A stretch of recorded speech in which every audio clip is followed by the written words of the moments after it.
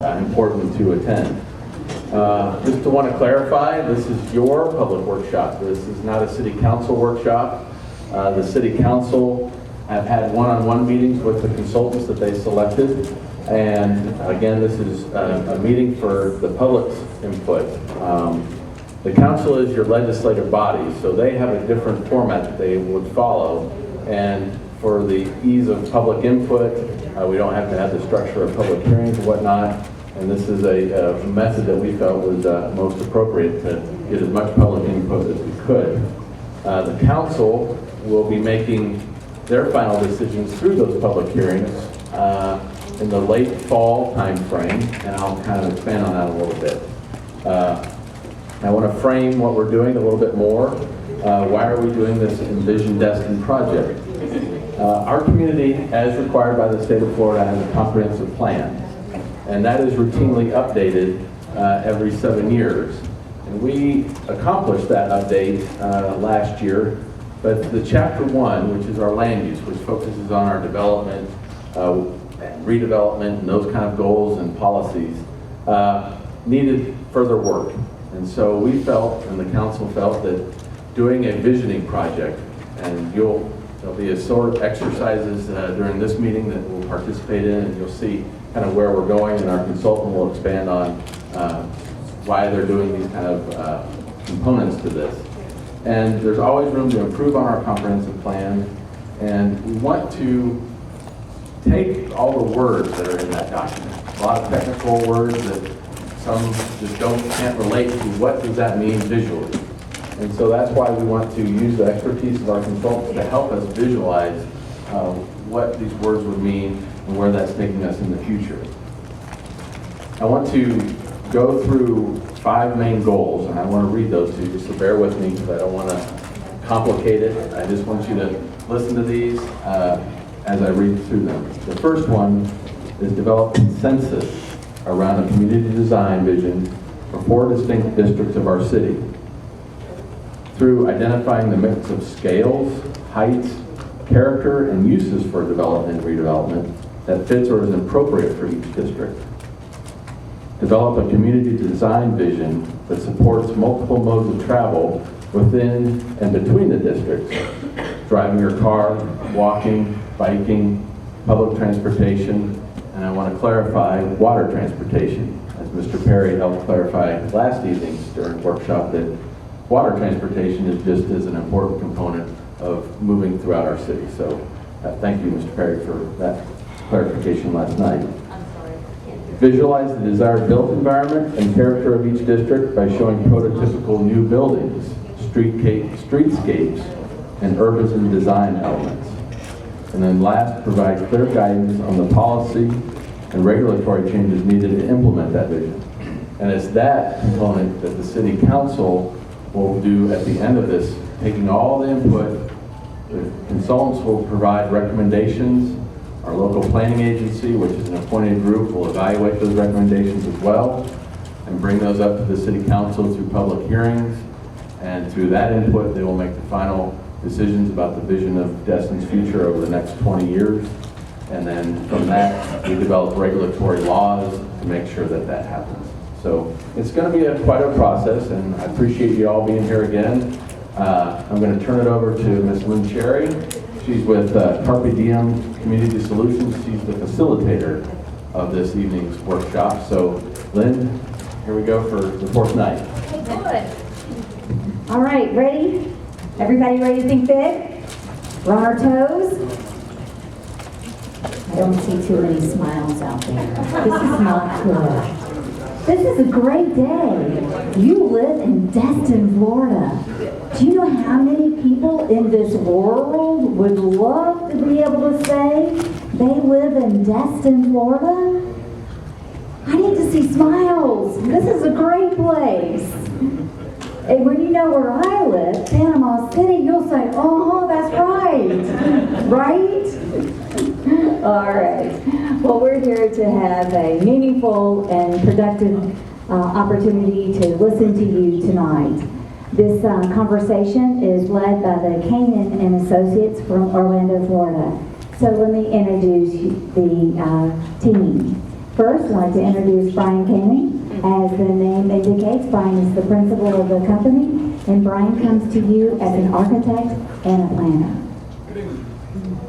Next is Eliza. Eliza comes to you as an urban planner, and she'll be part of tonight's evening and facilitating a lot of the conversations as well.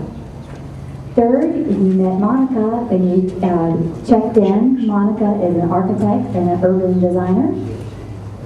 And then Jurgen is in the very back, and Jurgen's easy to spot because he's always wearing that strong hat. Jurgen's role in the Canin Associates team is transportation. So he's here to listen to transportation and mobility suggestions and ideas and challenges that you expressed tonight. So tonight's meeting is going to be very eventful. You're going to be getting up, you're going to be doing homework, you're going to be doing all kinds of things.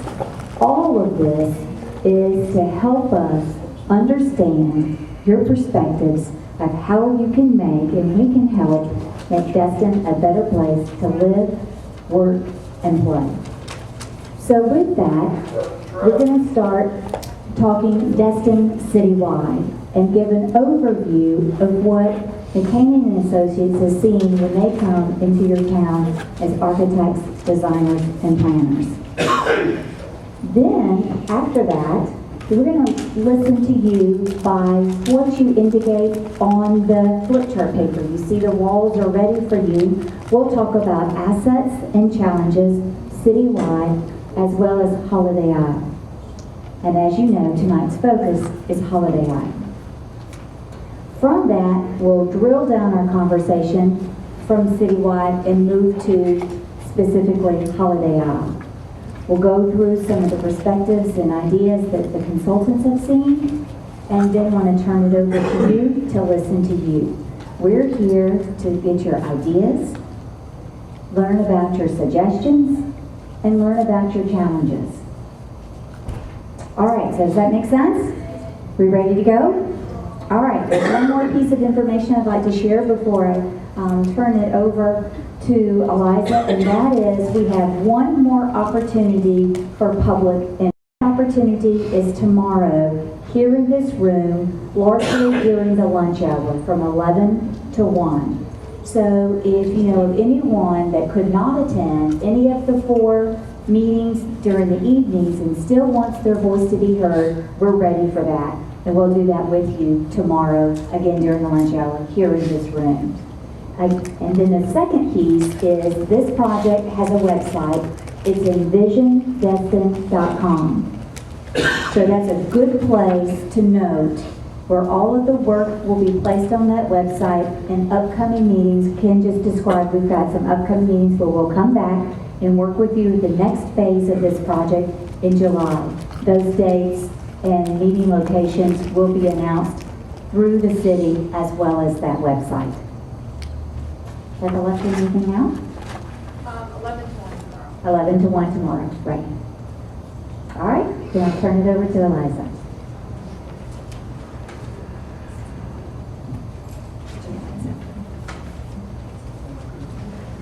Well, I think Ken and Lynn have done a great job of overviewing both the plan for tonight as well as the plan overall. Just to reiterate a little bit about the overall process, we're here tonight mainly to listen to you and to share our observations before we heard what you had to say. So we may change some of those observations based on what we hear tonight. And then on the week of July 20th, we'll be coming back. Those dates are basically confirmed at this point, but you'll get official announcements through the city. We'll be coming back with an outline of what our recommendations look like based on your input and our expertise for more specific modeling of both the existing design that would result from the comprehensive plan as it exists on the books today versus what we might propose based on the input we've received. And then after that is over, it will still go through all the typical city approval processes that it would have to go through, and there'll be public hearings and all of that. But the hope, of course, is that if we are able to gain consensus here, that process will go very smoothly. So we're going to start off tonight. I'm going to go over some citywide and a regional perspective of the city of Destin, and then later in the evening we're going to focus down on Holiday Isle specifically. So looking at a citywide level, first off, these are our study areas. They're over there on the wall if you want to look at them more specifically, and they're also on the large map as you came in. They're very lightly outlined. So if you want to know where the study area boundaries are, you can take a look at those anytime this evening. So Destin has a great location. It's centrally located between Pensacola and Panama City. It's got access to 3 regional airports, the Destin Fort Walton Beach right in the area, and then within about an hour's drive, the Panama City Airport and the Pensacola Regional Airport. It's also on 98, which all of you know can be both a blessing and a curse. It's got, it brings a lot of people through here, and a lot of people learn about Destin or experience Destin that way, and it also can be a challenge in terms of the traffic because it is a through route. Well, speaking of, in terms of assets, a regional asset is the beaches and the water. Now that's a regional asset if you share it with all of your neighbors up and down the coast from Pensacola to Panama City, and it's certainly a reason that people have been coming here for a very long time. Focusing down on Destin more specifically, one thing that we've heard since we came into town is how proud people are of the really rich history here, going back to the founders of the town, and specifically the history of fishing in the area. And that history continues today with the charter fishing as well as commercial fishing, with the restaurants that serve local fish here in town. But of course things have changed over the past 100 years or so as well, especially in the last few decades, a lot of new condo development, a lot of folks coming to enjoy the beaches as well as the fishing in the water, and enjoying the water in different ways. Now something that came out of a previous planning effort is the Harbor Boardwalk, and that's something that really draws people in from around the city and around the region and draws visitors in from quite a ways away, and so we see that as a regional asset as well. The executive airport brings in a whole other set of clientele who may pass through the town but also need a good reason to stay and spend money in town and be part of the local culture. In terms of challenges, at a citywide level, one of the big challenges that the city is dealing with right now is a declining tax base. So the property taxes that they've taken in from 2007 have gone down and just started to recover a little bit in the last couple of years, which means, of course, that impacts the ability to pay for city services and to pay for all sorts of improvements. Of course, that was part of that is definitely due to the recession, so we wanted to see how the city of Destin compared to another local jurisdiction. So we looked at Okaloosa County as a whole, and it looks like Destin went a little bit deeper and is coming out a little bit slower than the county as a whole in terms of that property tax base. Another challenge that I'm sure all of you have experienced is this imbalance between the permanent population, which is about 12 million people, and the visitor population, which at its peak in the summer is 50,000 people is the estimate that we've been given, but it may be even more according to some estimates. And so that means there are 4 times as many visitors in summer as there are folks that live here year-round. And you've experienced the challenge. We hear about having trouble getting in the grocery store, much less a nice restaurant during the height of summer. And then, of course, during winter, some of the businesses struggle, and it's hard to find year-round employment. So if you think that's a problem, and if you don't, tell us, but if you think that's a problem, that imbalance, there's basically 2 ways to think about addressing that. One is to have fewer visitors, and of course that has an economic impact. And one is to have more full-time residents. So in terms of if full-time residence is the way that people would want to go, that's not happening right now. We've seen a slow and steady increase in population up until about 2006, and since then there hasn't been much of an increase in population. Also looking at the economy, one of the things that many cities find a concern, but particularly in this area, having a huge amount of the economy based on one industry. In the case of Destin, that industry happens to be tourism. The reds and oranges here are all sectors of the economy that are particularly impacted by tourism. Of course, we all got to eat, but tourists tend to eat out more, and amusement and recreation is higher in tourist areas. Whereas in economies that are a little bit more diverse, we see that's a smaller portion of the pie.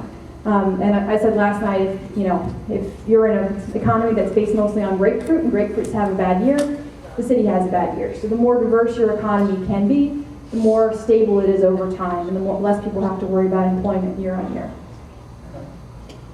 Another thing that we noticed as outsiders coming into town is a lot of people experience Destin on Highway 98, and that what we've heard is this is a really special place, and there's a lot of make it worthwhile to stop, but that's not necessarily the image that you see when you're going down the road. You don't necessarily get that full, rich character from this outside view.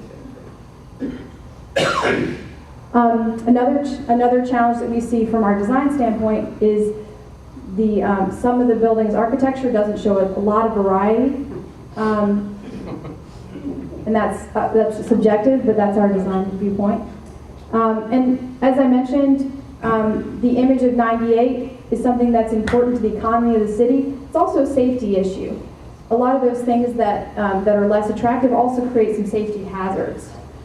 So looking at US 98, an FDOT study showed that there's been nearly 800 crashes in the past 6 years just on this stretch of US 98 near the harbor. About a significant number of those are car-only crashes, and significant of those involve bicycle or pedestrians. So that brings us to parking and mobility. So one of the particularly, and some of this focuses on the Harbor District, because we know that's an area that a lot of people visit and a lot of people go even if they're not living there particularly. So parking we've understood is a problem, particularly in the Harbor District. That leads people to try to cross 98 from the parking to the south side of 98, and that connects in with the safety issue on 98. And mobility in general, we've heard that not a lot of people walk or bicycle because they just don't feel safe doing that. Another thing that we look at as we start to address these issues is that there's a complex pattern of ownership in most of the city. There aren't a lot of large parcels left. We've heard that there are some other areas along the coast that Destin might want to compare itself to that started from scratch. They got to start with a much bigger piece of land and design it that way, but that's not the case here. You have to deal with a lot of different owners if you want to connect a bike path or a road through. So that's another just challenge that has to be dealt with.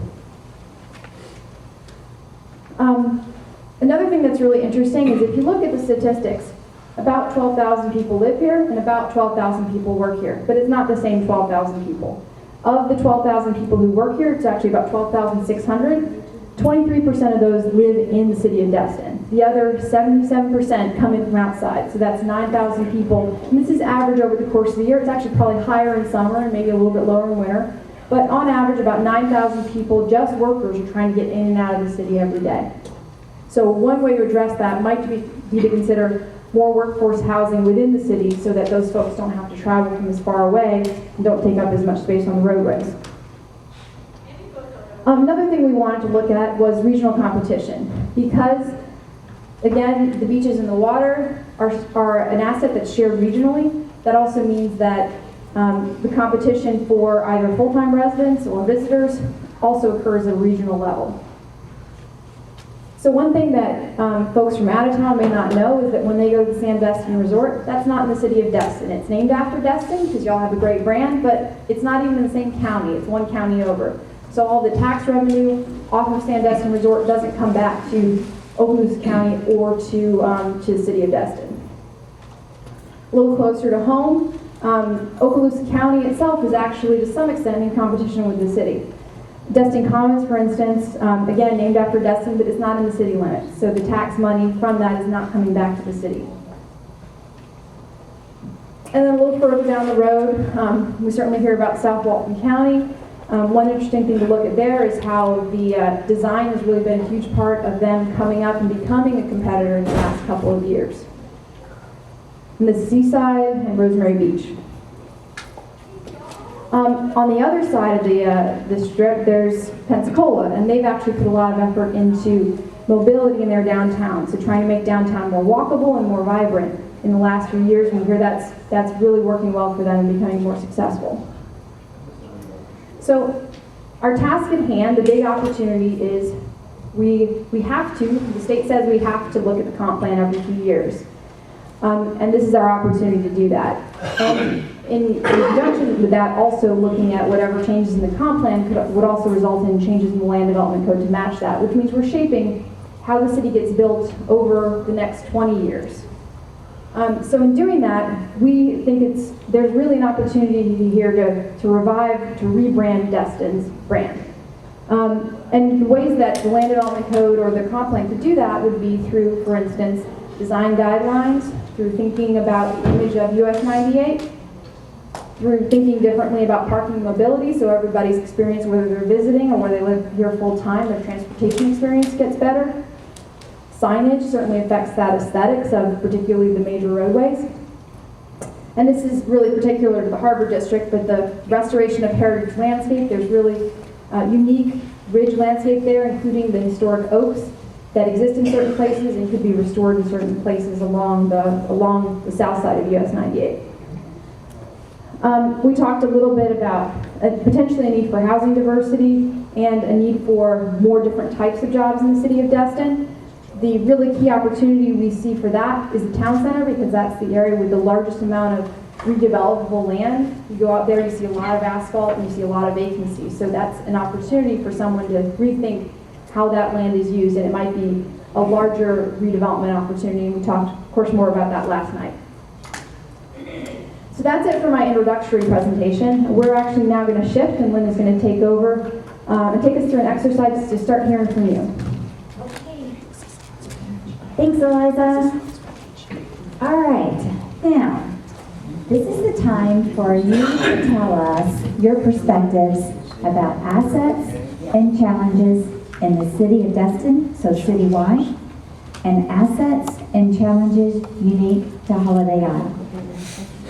So as you think about that, And as I'm going through this, there's something that I think I understand, but I'm not quite sure. I'm going to say I assume this means, and somebody yell at me if I assume wrong, okay? Yell at me, but get my attention and correct me. And in other cases, if I'm really pretty sure I don't understand, I may ask for clarification. So, the harbor is an asset, absolutely, in the fishing fleet. Henderson Beach State Park. You see, the first night I thought that's because we're in Crystal Beach and it was next door, but we keep seeing that come up. It really is a citywide asset. Great restaurants, climate, strong community pride and involvement, as evidenced by all of you sitting here right now. Small town feel, the East Pass, ease of government services, the dog park, which is fairly new, I understand. The school system, city leaders, very involved in the Chamber of Commerce. Don't have this Panama City type spring break and don't want it. Great shopping and restaurants. Local business ownership, restaurants, markets, clothing. A large amount of waterfront acreage of the town, lots of shoreline, beach, harbor, and bay. Safe neighborhoods for children, no strip clubs. We had that one last night. I think that's the same person. Or, it's true. Morgan Sports Center. Okay, now moving on to the hard part, challenges. Serve residents first. Expand code enforcement. A lack of vision by city council. Write enforceable codes. Traffic congestion. A lot of check marks on that one. Harbor parking inadequate and not safe. I'm going to guess not safe is the 98 crossing. Are there any other concerns about safety relative to harbor parking? Okay. Architecture and planning. A lack of pedestrian walks, no bike lanes. Clean up the polluted harbor. Too many cut-throughs on 98, unsafe. Do we mean the median breaks, the breaks in the middle of the road? Too many median breaks, okay? Uncontrolled. And of course, there may be something up here you disagree with. We'll talk about that later in the evening. Please don't hesitate to bring that up if you disagree with me. If you disagree with something on the board, not right now, but let us know a little bit later in the evening. Show military support on Memorial Day, 4th of July, and Veterans Day. Overdevelopment. Lack of high school. Major parking shortage. Garbage problem with short-term rentals. Rats on Isle. That's a new one. Is that on Holiday Isle? Yes. Okay. Yeah. Big ones. Big ones. Okay. Talking New York City subway rats here. Okay. Human size. Reverse the shift in visitor demographics. I'm going to assume that means lower income visitors that aren't spending as much money. That's something we've heard a little bit about. Behaviors. And behaviors. Okay. I think they get away with anything. Okay, so, Family through, so movement from more family-oriented visitors to more party-oriented visitors. Minimizing future high-rises. Lack of unified city design. Signs showing where, okay, I'm assuming this, you want signs showing where the sports center, parks, playgrounds, and visitor center, and the community center are. Not that there's too many of them. Need more open space.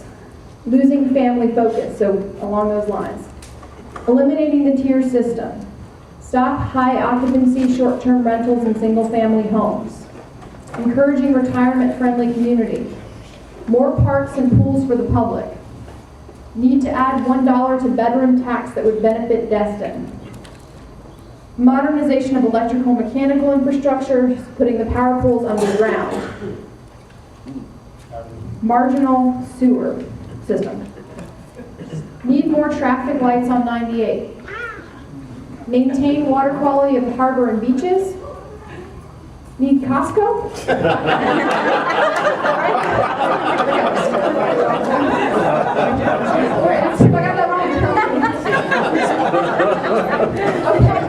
now we're going to switch to. I didn't know that was reading. No, don't use that next time. Okay, so now if you can turn your attention to the front of the room, and if I get somebody to turn off the rightmost light switches, the two of those. Now we're really going to focus in on Holiday Isle, and we know certainly that's what a lot of you came here to talk about tonight. So this, again, is going to be our perspective coming in from the outside. And again, if you disagree with us, let us know, and we'll start to refine our perspectives. Holiday Isle assets. So one thing that we noted, and I think somebody said that up here too, is the canal system. That's something really unique in the city of Destin and unique in a lot of places. A lot of water access. It's been created. Noriega Point and that beachfront. Holiday Isle challenges. So there's a lot more assets than that. It's a short presentation, and you're going to name a lot of the assets here as well. One of the concerns we had was in some areas blank walls and fences. Juxtaposition of different land uses, and we show a particular picture of a particular location, but what we saw is there are, to some extent, high-rises next to single family. Maybe that's a problem, maybe it's not. It's physical condition. We've heard about the high occupancy short-term rentals next to presumably single family or more long-term residents, so juxtaposition of different uses that may come into conflict or may not. Private versus public beach access. That's something we've heard about a few times. There are, based on the records, 2 public beach accesses, one at Austin Public Beach and one at Noriega Point. Nope. And the rest of the beach access is private. Design guidelines, so 4. I see head shaking. It says 4. 4? Yeah. There's additional public beach accesses that aren't shown here. Yes. There's no parking for them, huh? Those aren't private. No, those are private. So there are, okay, what I'm hearing clarification is that there are 2 additional beach accesses that are for the Holiday Isle Association but are not public. Right. Okay. So those are not shown here. So these are only showing the public beach accesses. No, it's public access, though, it's free. There's no parking for it. Okay, we're gonna move along. We'll get a clarification on that. If somebody could write that down on my team, and we'll get a clarification on that. That's why we're asking. Okay, so another thing, and I know somebody lives in this building, and I'm sorry if I'm picking on it. So what we see generally when we're prescribing design guidelines is we prescribe things like having more identifiable base, middle, and a top on a building, additional architectural detail. And one thing that we actually noticed when we showed up here was that a lot of that architectural detail actually does exist on the buildings. What it is it's on the water side. So if you're going down the street, you don't necessarily get to appreciate that. And I don't own a boat, so I don't get to see it. Pedestrian amenities and green spaces. So there's a really nice newish sidewalk on Holiday Isle down the center of Gulf Shore Drive. As you get back into some of the corners and some of the private properties, there's a little bit less continuity of the pedestrian access. There aren't a ton of green spaces on the island. There are. Or not a ton of green spaces on the island. particularly ones that are public, but even, semi-private. In terms of opportunities, that's really what we're here to talk with you about tonight. So we'd like you to tell us what you think the opportunities are, and we'll certainly come back with some of our own the next time we're here. But now we're going to shift to, if you could hit the lights again, we're going to shift to your perspectives. First on the wall, and then we'll come back and have a conversation. Okay, so looking at assets of Holiday Isle. Small town feeling, voters' paradise, I can see that. Visitors, beaches, and water.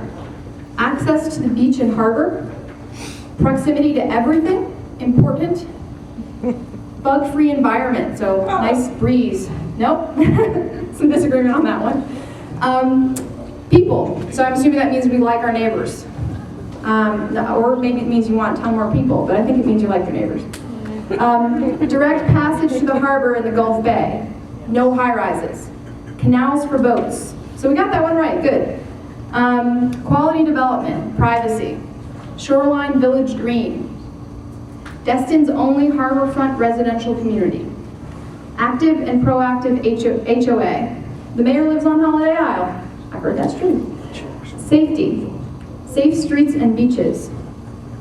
Now there's one that contradicts that in a minute, but a park for concerts in office complex.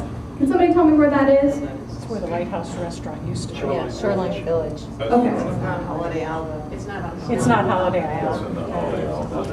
Okay, so it's in our planning area, but it's not in Holiday Isle HOA? Right. Okay. Yeah, because our planning area may be a little bit bigger than the HOA. No restaurants or commercial businesses. That, again, that's true of the, I think the HOA, but not necessarily true of the whole. That's you know, how it's once you go down Gulf Drive. Yeah. Weddings, I guess that means no weddings. And then over here I got beautiful place for weddings. So a little bit of disagreement on that one. Harbor and beach. Strong community involvement, pride and involvement. Beach access with shower. There's a public or a, Right. okay, so not like a whole, the little foot shower. Okay. That's something you have or something you want? Have, okay. Lots of open space. Walking stretch. Like that, but getting across the road is a challenge during high traffic crossings or times. Lake Christina. Low density. East Pass Jetty. Beautiful place for weddings. Okay, so now we're moving on from the assets to the challenges for Holiday Isle. Irresponsible development and redevelopment. High occupancy short-term rentals. That's something that's come up a few times in different areas of the city. Out-migration of permanent residents. Maintaining a family-friendly community. Keeping the city's comprehensive plan in concert with the HIIA, PC, and ours. Being able to traverse Gulf Shore Drive without getting killed! Exclamation point. Is there anywhere particular on Gulf Shore Drive that's an issue? No. Well, Well, like for instance, part of it's 4 lanes and part of it's 2 lanes. Is it the whole thing, or the 4-lane part, or the 2-lane part? yeah, Everywhere. on that, It's 2 lanes. when it's 2 lanes. The intersection of Highway 98 and Gulf Shore Drive has the most traffic rates of any place in town. Okay, we'll look into that. Homeowners and visitors sharing our beautiful area. Everyone working together. So that one, big hug, everybody needs to work together. Stop tourism development and encourage single-family development. Maintain family vacation destination. Traffic gridlock during the 100 days of summer. Operation of illegal businesses. Can somebody, do I want to know? Can somebody explain that to me? What kind of illegal, I mean, are there shops in places they're not supposed to be shops? Anybody? Okay, come tell me afterwards. Keeping open space open. Developers want to rediscover. Intimidation from developers. Non-enforcement of current bylaws. Enforcement of PCNRs. One of developers' vision isn't the vision of the majority. Security. Lack of code enforcement. So back to security. Is this crime incidents? There've been some crime incidents on the island, okay. Lack of code enforcement, water quality of the harbor, lack of restroom facilities, especially on the west side near the jetties, where rumor or reality the use of dunes for a public bathroom will destroy our beaches and reputation. Security patrol is lacking.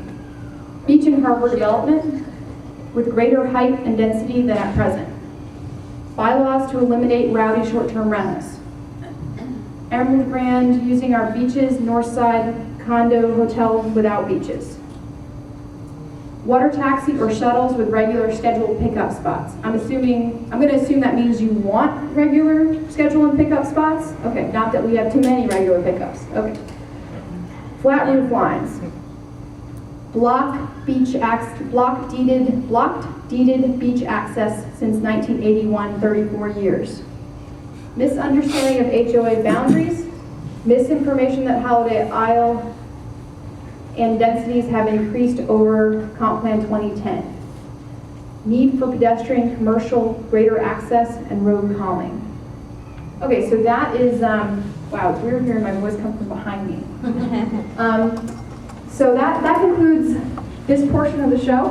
We're now going to shift. I'm going to hand the mic over to Lynn, and she's going to moderate the discussion for the rest of the evening. So for the rest of the evening is yours to tell us your ideas, to ask questions, to give comments on anything that we've said that you agree with or disagree with, anything that you see on the board that you agree with or disagree with. And also if you have a big out-of-the-box idea, now it's time to let us know. Now, I said that last night. We were talking about a place that had a lot of change opportunity. I think Holiday Isle has a little bit less opportunity and for change because there's a lot of great stuff already there. But we certainly want to hear your ideas for this part of the city or for the rest of the city. All right, thanks, Eliza. Well, she teed it up pretty well, but let me go over a little ground rules as we have our conversation together. We certainly want to listen to everyone, and normally when you go to a typical city council meeting, you only have X number of minutes to speak. We are not going to do that tonight. We are going to listen to you as long as you're here. We're here to be here for the long haul. But within that, as you can imagine, if everyone spoke 5 minutes, that would take us to minutes. So, as you articulate your thoughts, if you see me doing something like this, okay? That means we've got it. It's time to wrap up.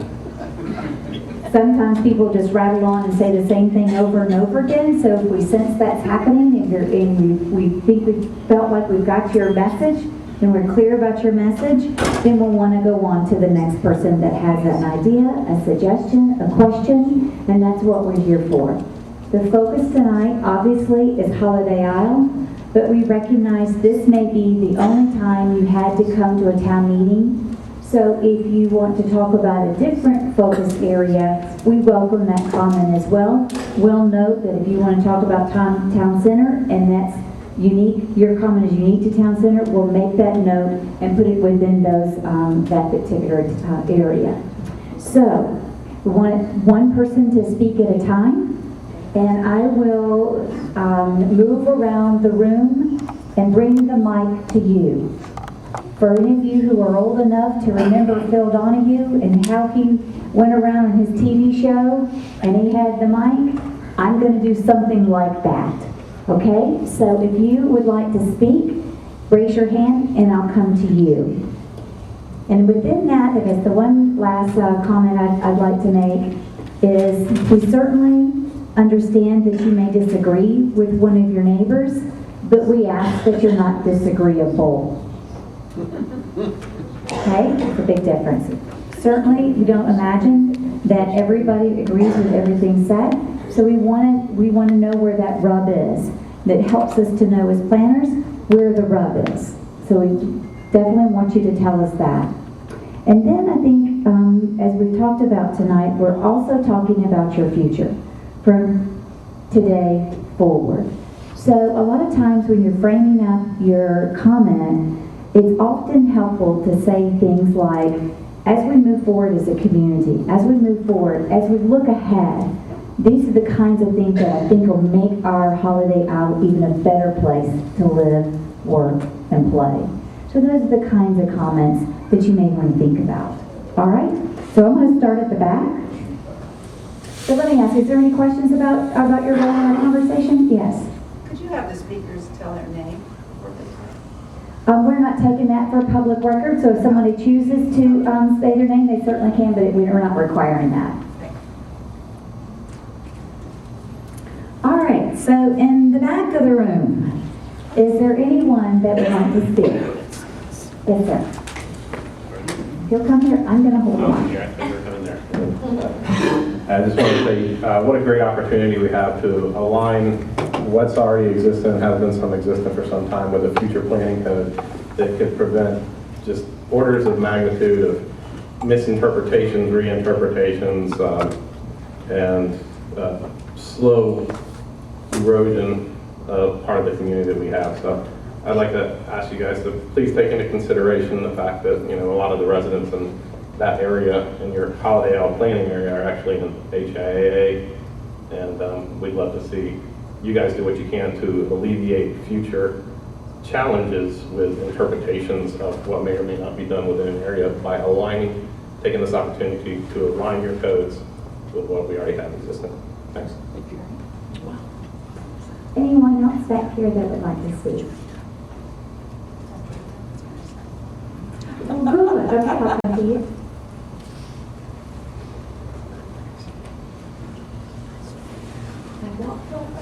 I just want to expand on what he said about aligning the code. So my understanding that Holiday Isle was here before Destin, and we had our PC&R codes before Destin became a city, and we're asking the city to align their Chapter 1 with our Holiday Isle code so we don't have a mismatch, so we don't end up in needless lawsuits, and that's why it's important. But we were here first, we had our codes first.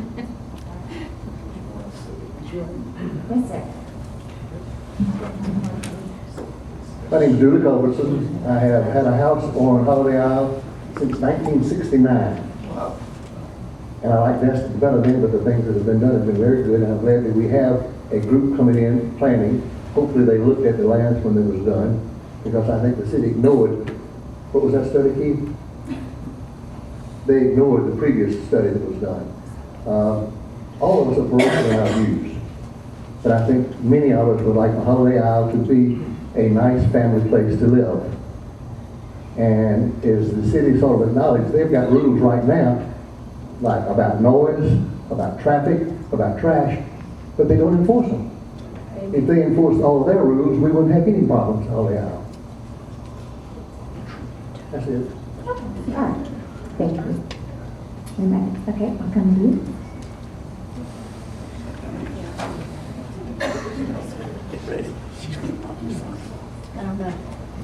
Hi, I don't know who was here the past few nights, but I spoke the past few nights. My name's Aja. I'm a local young person, and the planning effects that we're planning right now are planning into 20, 30 years from now. We're looking forward. We aren't looking back within the 5-year scope. And I'd like everybody to keep in mind that we're planning ahead. So with that being said, I'm 13, so I've been a resident of Holiday Isle for 13 years. All 13 of those years I've had a beach access. And something that I think is very important in planning ahead is planning beach accesses for those who have a deeded access. There's a local Northwest Florida Daily News article put out where a local developer, Peter Voss, has put out a fence installed on January 14th to keep people on my street from walking out to our deeded access that we've had since 1981. The developer, Mr. Voss, said that the bottom line is that he has a problem with people cutting across his property and that they're knocking over chairs and leaving trash and nobody is policing it. I would like to make it known that the people, that when that is happening because of those who are ferried to that beach, and it's important that we make sure that those beach accesses are not cut off to those who live there because somebody else's people are putting it there. He also called our homes. Voss said he put up the fence separating his property from the quote-unquote unkempt homes on Gulf Breeze Court. Gulf Breeze Court's where I live. My home is not unkempt. I've had this, my family and my home have been deeded this access since 1981, and there's no reason why I should have my access cut off because my home is considered unkempt. Remember that when we're planning this, we're planning for the future, and I want, if I choose to live and stay on Holiday Isle, I want my family and my home to have a deeded access. And that's what I would like to help plan into our Envision. Thank you.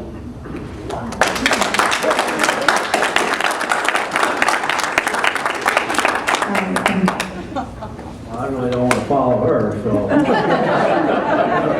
But I guess I have no choice. I really don't have that much to say. I think the one thing we are all counting on, and I think the important control function goes with our city council. And if they do what's right, we're not going to have any problems.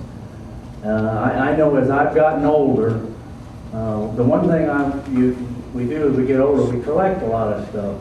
And my wife has taught me, and I think our city council needs to understand that in life, more is not better, less is more. And I think that's what Destin needs to reflect. Less is more as we move to the future. Because we have no way we're going to be able to expand our road system from what it is. We have one way in, and that isn't going to expand. There's no, as I said the other day, there's no way to build a bypass around the bay or on the ocean. And I think our leaders, if they follow simple principles of what's right for the residents, they'll do the right thing. And that's what they were elected to do. Thank you. Thank you. Yes, sir. Boy, I tell you, after Aja and then a man that ran a company with 17,000 employees, this is tough. I'm glad I got mine written down, okay? And I may be a little repetitive here. I've attended these meetings all week this week. And in my opinion, the residents and business owners of every one of the sections that are being studied, that's Crystal Beach, Town Center, the Harbor District, and now Holiday Isle, they all agree on one thing, that we have problems. And they agree on those problems. Those problems include, but they're not limited to traffic congestion brought on by overdevelopment, lack of code enforcement, the changing demographics of our visitors, high occupancy single-family rentals, and the associated problems of noise, garbage, and parking that goes along with that. I further believe that there is a disconnect between our city staff, our city council, and our citizens. The belief is brought about not only through the comments that participants in these meetings this week have made, but also the semi-monthly exercise that we go through at the city council meetings, when instead of confronting problems and acting upon possible solutions, the council, and most of the time it's at the recommendation of the city staff, they kick the can down the road. We'll put it off. Last October, we had a stakeholders meeting. The number one thing that came up in that stakeholders meeting with 120 people in attendance was code enforcement. What's happened in the last 6 months? Absolutely nothing. The development of good public policy must be fervently protected so that it is never motivated by undue influences, especially if the vision of those few people could be motivated by the creation of financially powerful windfalls. Comments I've heard during the past few days relate to a perception that such undue influence exists and has existed in this town for many years. If this is true, it must be stopped. And it must be stopped quick so that the vision of the citizens prevail. With regard to Holiday Isle proper, I think that it's important for you Canin friends of ours to understand that we were developed in 1962. That's 24 years before the city of Destin came into being. Back in 1962, there was very smart people that realized that for such a diverse single-family neighborhood, that there had to be rules and regulations written in order to guide and govern how our property was utilized. Thus, the Holiday Isle protected covenants and restrictions were born. These PCNRs, along with the modifications over the last many years, have served our residents well. The problem that we're facing today is that the city of Destin ignores our PCNRs and issues development orders that are not in compliance. For example, under the tiering system, Tier 1 right now will allow 80-foot tall buildings. Tier 2 and 3 goes up higher than that. Holiday Isle's PCNR stop at 75 feet. So why do we need a tiering system on Holiday Isle? Another issue would be setback requirements. Holiday Isle setback requirements are much more than the city of Destin. So I want to ask you this, folks. For these two reasons and two reasons only, the comprehensive plan and the land development code should not allow any tier system on Holiday Isle and should in fact be written in parallel with our PCNRs. I hope you guys take this back to Orlando and chew it up and come up with something that will help.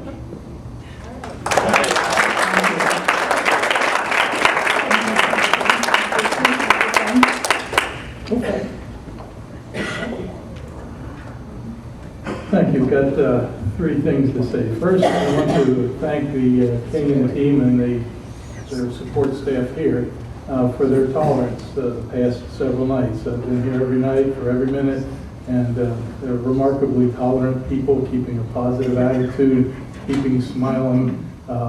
Thank you all very much. We look forward to you helping us find a future that's right now worrisome to a lot of us. Now, two other major things I have to say. Some people live in Destin because they found a job here, so they moved. Some people live in Destin because they were transferred here as part of their job, or in the military, or whatever it might be. My wife and I live in Destin because we chose Destin as the place to live. We started that process back in the late 70s, early 80s, on through the later 80s and into around 1990 or so. And we traveled the whole Gulf Coast all the way from Marco Island until Florida runs out as you go west. And we visited every community that we thought had any possibility that would be a place for us in retirement. There is no place like Holiday Isle. I can tell you from first-hand experience, that's why we chose here. We chose here in part because of the natural resources, the benefits that derive from the proximity to the bay and the Gulf, the beautiful beaches and the water and all those kind of things that have been adequately identified. But we chose here for one other important reason, and that's the one that's changing. The beach is still there, the water's there, the Gulf's there. The pass is sometimes impassable, but we can work on making that better. But the other reasons we chose is because the people of Destin were different. They were special. They were pleasant. They were happy. They made you feel good when you came here. It was a different place. And we liked that. We wanted to come to a place where people were supportive and happy and friendly and kind. It was very nice. But when you put those two things together, it was a no-brainer to come here. So we chose to come here. We bought our first place, not very brightly, 2 days before Opal, on the water. Anyway, we escaped that with no harm. And in 2001, then we sold that and got another place where we currently live, on Holiday Isle, on the water. And we love it. It's a beautiful place. But when we moved in 2001, things were great. And slowly, problems developed. In the last 5 to 10 years, 5 to 7 years, 8 years, the character has changed. Things are happening on Holiday Isle that shouldn't be happening, that weren't happening, that are not allowed to happen.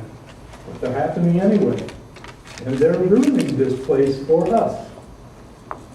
I know several families that have just up and left because we're not going to put up with this. Life's too short. Life's too short to be harmed by all the stress that comes from all the discord by people tolerating excesses. Excesses of every kind. And many of the things we talked about here as far as challenges and opportunities, I hope you folks can figure those in as you talk about how to construct these kind of comprehensive plan. A comprehensive plan just doesn't mean bricks and mortar. It means all the things related to it that you can include in that. And I encourage you to do so. Yes, ma'am. And I'm probably the first person that ever got this. And that's good. And my wife would say, you deserved it, big mouth. And the third thing, and this is really short, this is about visioning, looking ahead to the future. What I want Destin to be down the road. And I can summarize that in 5 words. 5 simple words. Nothing like Panama City Beach. Nothing like Panama City Beach. Not socially, not structurally. Don't want that stuff here. Okay. Sir, did I see your hand?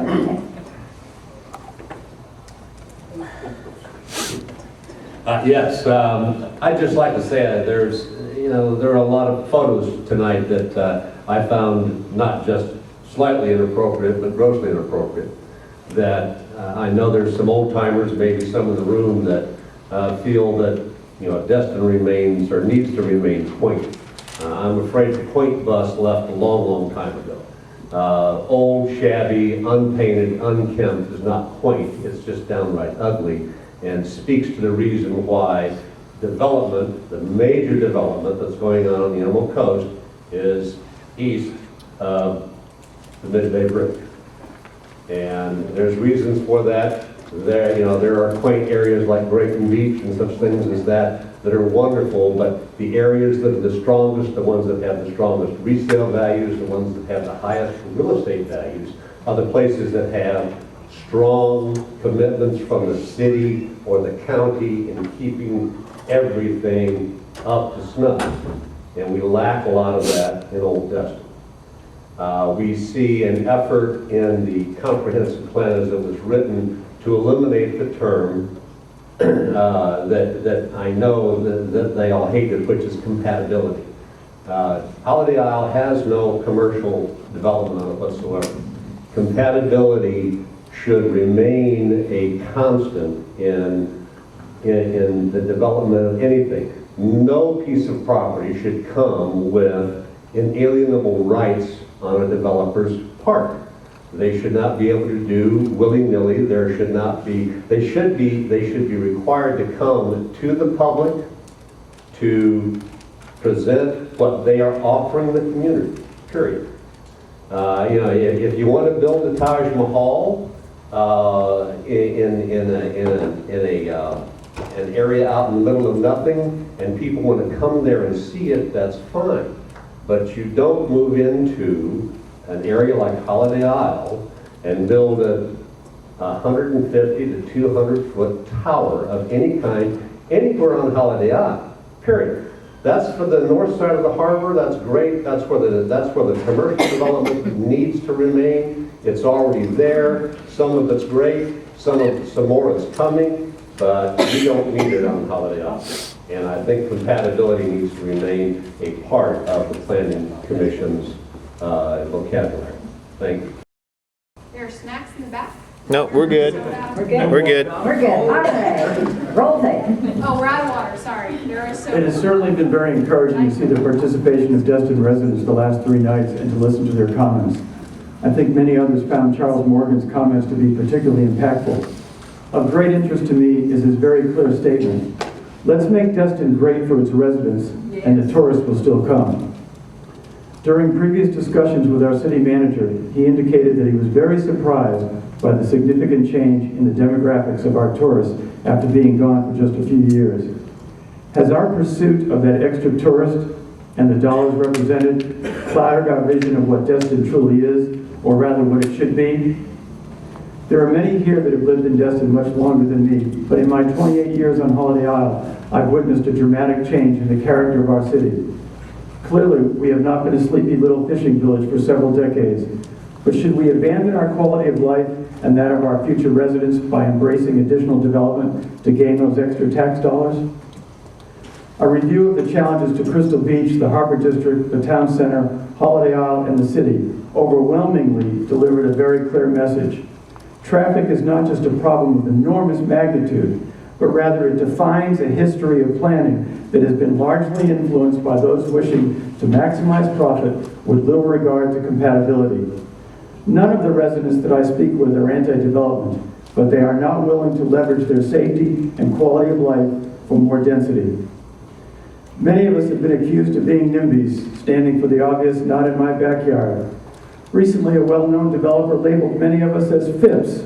This was a new one on me, and he explained that it stood for Formally Important People. Frankly, I don't care what he calls us or how I'm labeled, as I believe the residents are speaking and delivering a very clear message. No more high-rises and unbridled development until you find a way to make our roads safe. Our major artery, Highway 98, has been labeled Bloody 98 for over 15 years. Canin, please take this message back to your team in Orlando. We want you to help us to convince the city leaders and planners to find a way to remove the word bloody from our highway. As experts in this field, you are well aware of other cities that have similar God-given natural assets, such as our spectacular white sandy beaches and emerald green water. Some of them have sold their soul and DNA chasing tourist revenue at all costs. Frankly, we don't have to look very far to see those examples. However, there are many cities possessing similar assets, and they have had the courage to say, enough. We understand it will not be easy, but I believe you will leave here with the same conclusion. Please provide the correct influence and help our city to improve what we have. Endorse responsible growth, but only after you have found a way to make Destin better and safer for our residents, and put the race for the next tourist dollar on the back burner. Thank you. All right, before I move forward, is there anyone in the rest of the room that would like to speak? Not really, I just want to make sure that everybody in this room This whole knows. bunch, we can grab you, come this way. Anyways, I want everyone in this room to know that there's a website out there for fraternities around the country, and they're now, I have the article right in front of me, and the title of it says, Top 7 Spring Break Destinations Now that Panama City Beach has banned alcohol. Where do you think Destin falls on that list? Number 1. They didn't make number 1, but we made number 2. Cancun is number 1 on that list, and I have it right here, and it is driven by fraternities around this country to come here and party. So when you're thinking about all the things that you want to do by bringing more visitors in. Okay. All right. Anyone else in the back of the room before I move forward? All right. Having said that, let me take a couple of steps forward. Is there anyone in this area? Okay.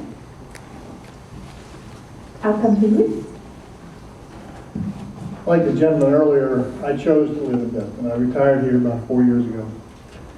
And I think I may be part of a move of people into a residential area because I had a rental property in Okaloosa Island and wanted a non-rental place. The building I moved into is non-rental, residential. There are 10,000 baby boomers retiring every single day.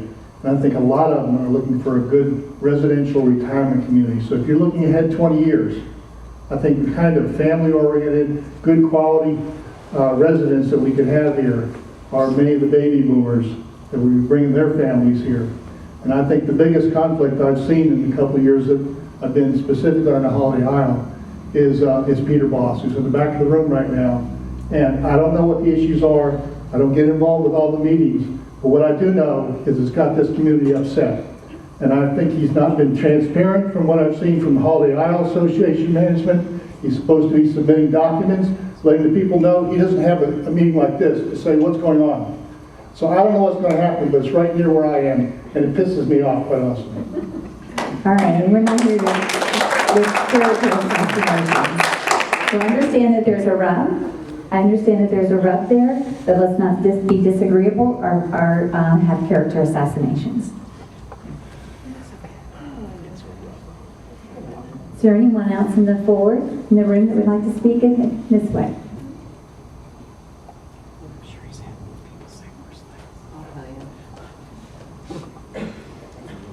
Anyone else that would like to give their ideas, your suggestions? Yes, sir. I'll hold the mic. Oh, okay. I'm Steve Bennett, and I have one of the remaining properties, undeveloped properties, in the Holiday Isle area, not on Holiday Isle proper. I understand y'all's covenants and restrictions. I have no problem with where your boundary starts and your restrictions being incorporated into the land development code. Probably an oversight that they weren't in 1983, 84 when the city incorporated. What I have a problem with is basically we have a property that's had a mixed-use designation for almost that long and has allowed hotel, motels, condominiums, has allowed a certain level of build-out and height, and just want to retain the ability to finish when the economy allows at heights that are vested under the current and past codes. So basically that's where I'm coming from. This property that I'm particularly mentioning has benefited. One of the issues was water quality. My predecessors and my current partners are all descendants of the Hendersons, and the Hendersons granted the right for the flushing station to be there across their property at Oceania, the pipe that goes out the Gulf, the canal to be dug across the property, which reduces the fact that that water body is dug there, almost an acre and a half, reduces the density of the ultimate build out of that property. It enhances our property in terms of marina, but it's provided a past benefit of extreme significance to the city in running the pump, keeping the aeration as best as possible. Basically, DEP years ago was going to shut down boat docks, not just commercial boat docks, but boat docks on canals and any other thing that they happen to regulate because of the poor oxygenation of the harbor. So we're just looking to finish up. We have a mixed-use designation. There's people that have claimed that Holiday Isle has no commercial, and unfortunately I wrote on board Holiday Isle, the word is bandied about improperly. The Holiday Isle planning area has a commercial, walkable commercial. It's had restaurants there for years. It's got a Louisiana lanyard. It's been there for many, many years. And part of the walkable situation of a community may be, and the current code requires us to put some commercial into our final development. And it might be something like a coffee shop or walk to small or a real estate office or something like that. But we're actually required under the multimodal system. So, okay, and then there's been other statements made regarding the ultimate height that can be achieved on that property. And the ultimate height under Tier 2, which we're outside the Holiday Isle boundary, would be a 10-story building. And that does not, you have to count your parking garage. If you park under the building, you have to count it. There may be some language floating around that says those are extra, but they're only extra under a situation, and I'd be willing to waive that. I don't want to not count parking under the building. Tier 3, if we were to go for such a situation, we would have to either buy into a public benefit or negotiate, depending on what the city ultimately adopts, comp plan 2010 language or comp plan 2020 language. We would have to buy in to a program of benefits which council would determine where to use those benefits, or we'd have to provide benefits on that property. And there's not that much property there to provide significant benefits that would probably get us into Tier 3. So Tier 3 is not unattainable, but it's probably a stretch. Just wanted to clarify a few points.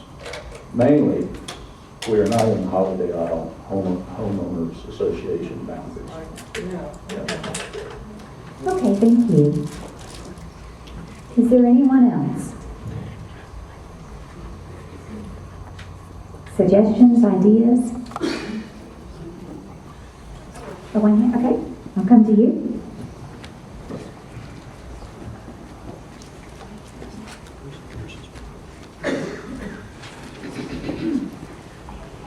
You had a picture of one of the condominiums on Holiday Isle, of the Islanders.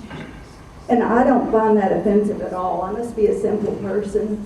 But when I look out to the beach, I find that restful, relaxing, peaceful, instead of Disneyland across the street. That just gets my senses crazy.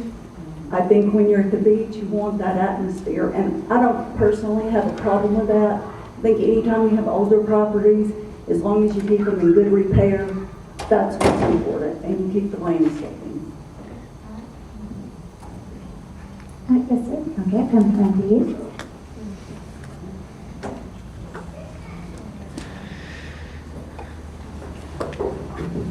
So you guys mentioned that Noriega Point was one of our assets. I totally agree. It's a beautiful piece of land. Unfortunately, we have a lot of, there's about 6 or 8 vagrant boats there right now that continue to be there. People are living on them. And the city, I'm told, there's a code. It's against the law to do that, but they're not enforcing it. And it's such a point that I won't mention names, but there is a lady in this room that told me this week that they're afraid to walk out on Noriega Point during the day because of what's occurring out there. And that's very sad. And that addresses the crime that was mentioned. And there's actually been other crimes in the parking lot of Noriega Point. There's an investigation of potential murder. There have been people having sexual relations in the parking lot. I live the second building back, and last week someone jumped our fence and was in our pool, male and female. One of our residents came out with a grandchild and found them having sex in our pool. I mean, we need some enforcement, and we need to change the demographics of people that are coming here. And we hope you can do that. All right, thank you. All right, I'll come to you. I would like to say something positive about Holiday Isle. I've been here all my life, and it is a special place. And anybody that says it's not special just does not know what they're talking about. A great example, not too long ago, I had visitors from the Destin area. And so we took our beach chairs to our access where we normally go and put them down. And she said to me, "Oh my gosh, I can't believe there's nobody right jammed up next to us out here. You know, where we go in Destin, it is one chair after another as far as you can see to the left and right. And we don't have that much on Holiday Isle because of our blessed residencies that are there. Please listen to us and keep it special."